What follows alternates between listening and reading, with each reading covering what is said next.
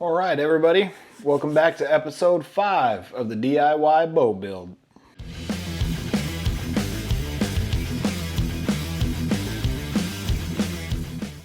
In today's episode, I'm going to put the sight on the bow. I bought the Spott Hogg Fast Eddy XL double pin sight.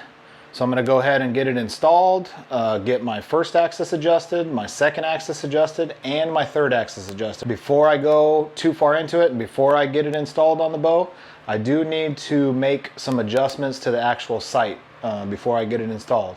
So let's zoom in down here and let's get started. Okay, so as you can see, I have all my parts for my sight right here ready to go. I have went ahead and disassembled it already, and the reason is because I'm going to move my entire the end of it that holds my scope. I'm going to move it up and I'm going to start all the way in the very top position. All right, so I'm going to take these bolts out of here and I'm going to start it all the way up here in the top. So let me just get this one going.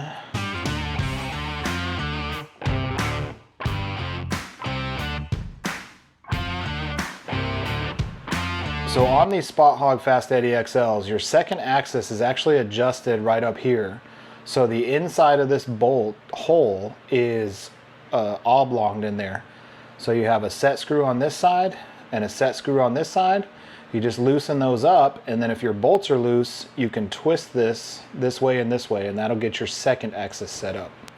I'm gonna leave these two set screws loose for right now because I know that I'm gonna have to set my second axis once I get it on the bow. The third axis is done with these two bolts right here in the front. By loosening one bolt and tightening another, it'll end up turning my scope housing one way or the other, and that'll set my third axis. So I've got my scope head on there right now, so I'm good for there for right now.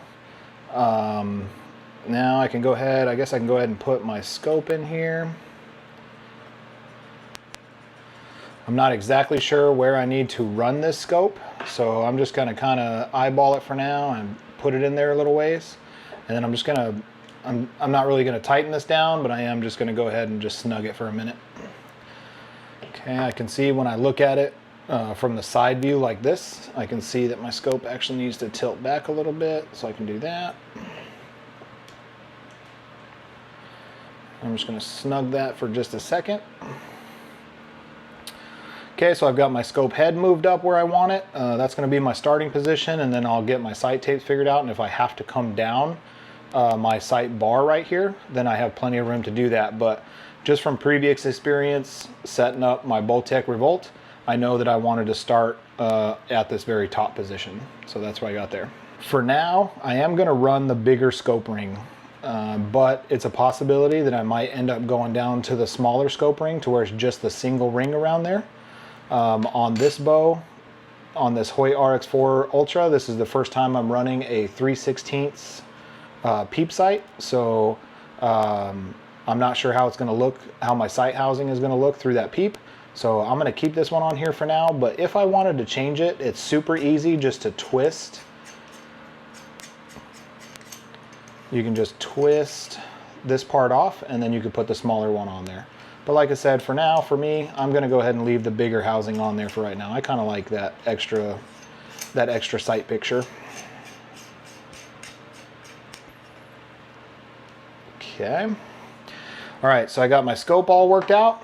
Now we need to go back up top and we need to go ahead and install my scope base. All right, so as we can see, I went ahead and installed the sight onto the bow. Okay, for now, I'm gonna run it on this second notch. And the reason is because that's gonna give me my maximum level ability out here on the end. So if I have it all the way out on the end and I'm level, regardless of how I move it inside or out, I should be pretty good on my level. Okay. So the first level that we're going to do is my first axis, okay? And that's with my scope housing right now, and that is depending on how my scope housing rotates this way or this way, all right? I want this to be straight up and down. Okay, so what I'm going to do now is, because I have an extra string level I'm going to use this as my level to get my first axis squared away. This was the level that I had down here on the bottom portion of my string, and then I had my other one up here on the top. I just need to go ahead and verify that my bow is still straight up and down, so I just barely push this in and I can see that I am absolutely still vertical. So I'm good there and I'm nice and level. The only thing I need to do now is I need to take this string level and put it right here flat up against the front of my scope housing. And what we can see is that I'm a little off level right there. So I just need to rotate my scope back just a tad, and then boom, it comes to center. So now I know that my first axis is squared away right there, so I can go ahead and tighten down this bolt right here to lock this in place. So there's my first axis all squared away.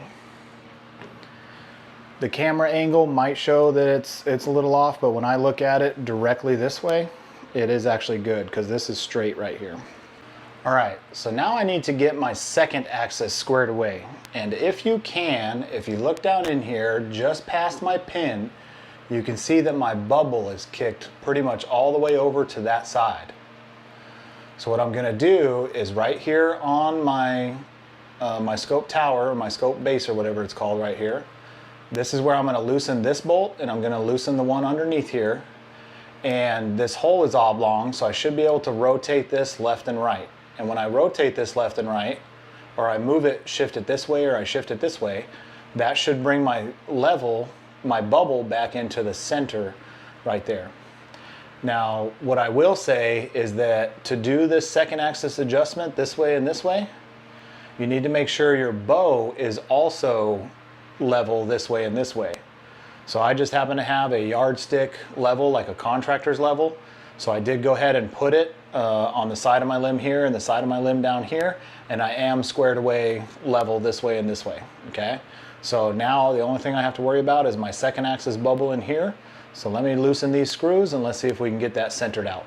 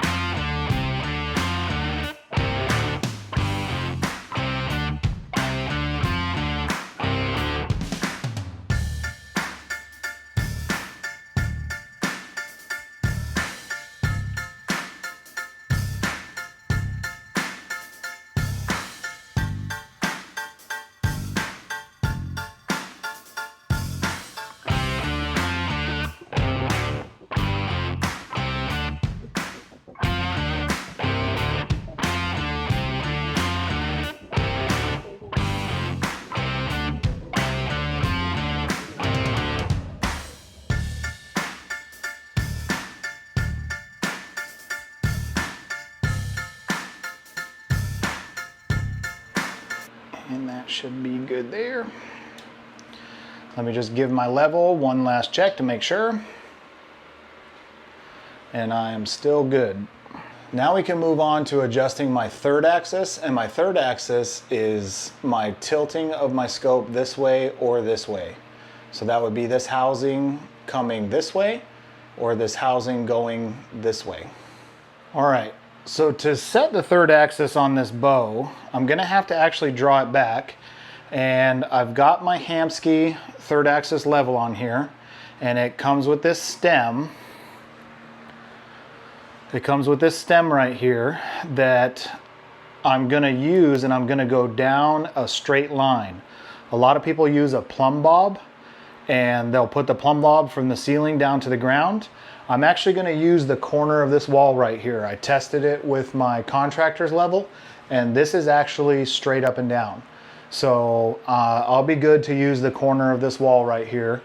And what I'm going to do is I'm going to draw it straight back, and I'm going to put both of these pins, top and bottom, at about my eye level, and then I'm going to go down the wall, keeping these two pins right on this corner. And when I get to about a 45-degree angle, I need to look at my level in here, and I need to make sure that it's level and that it'll match my level on my sight. And that's how I'm going to check my third axis. So let's do that right now. And again, you never want to draw your bow without an arrow. So I've got an arrow in there. I've got my release.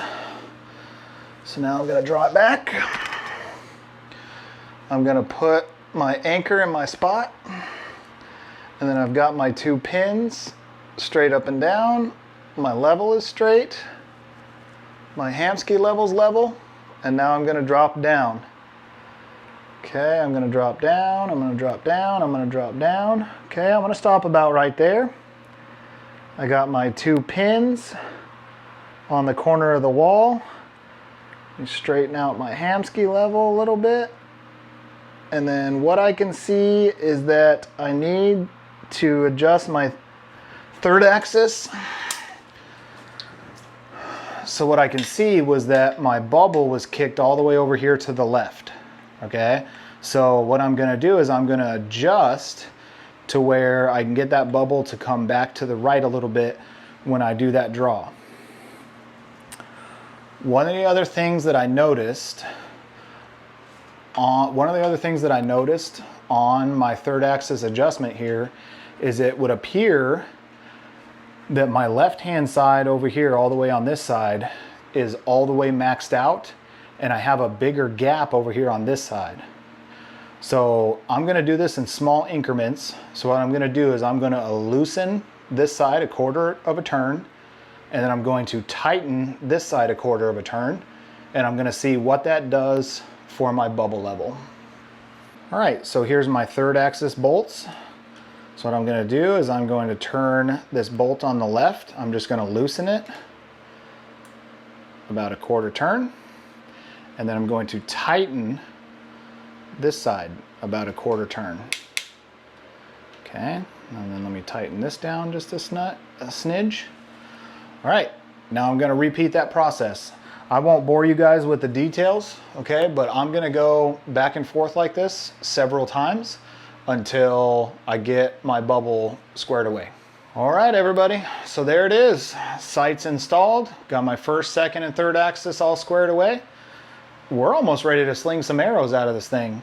Like I said, I haven't decided on what stabilizers I'm gonna use, but I'm pretty well set on the fact that I'm not gonna run a quiver. So this is gonna be a pretty light setup, I think. In the next episode, we're gonna go ahead and do my paper tuning. So stick around for that. Pretty excited, almost done with this project. If you've lasted this long, please hit the subscribe button, hit the like button, and hit that bell notification, and then share this video with your friends so that, you know, we can help each other. I still have some things to learn, and I hope you guys are learning a little bit as well. Thanks for hanging out. Don't forget, be a good predator.